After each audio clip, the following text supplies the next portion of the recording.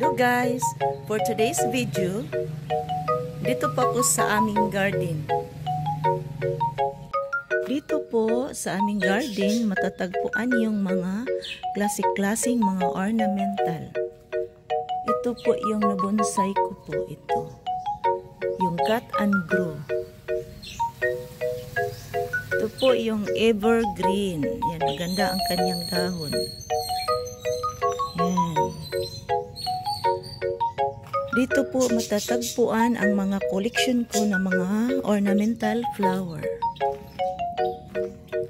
At dito naman ang dalawa kong pikay at pikoy, yung lovebirds. Hi lovebirds! Masaya tingnan ang mga bulaklak, lalong-lalo na kung umuulan. Ayan sila guys. Maganda ang kanilang tubo. Yan. Ito po ang stress free. Dito ko po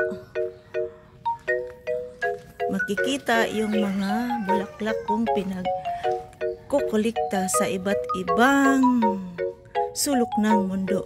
Mundo din. Ito yung bumbles. 10 years na po ito siya.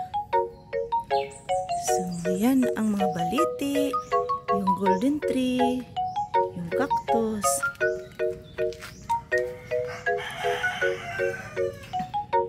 Hanggang dito na lang. Kung hindi pa kayo nakapag-subscribe sa channel ko, please subscribe my YouTube channel. Thank you for watching.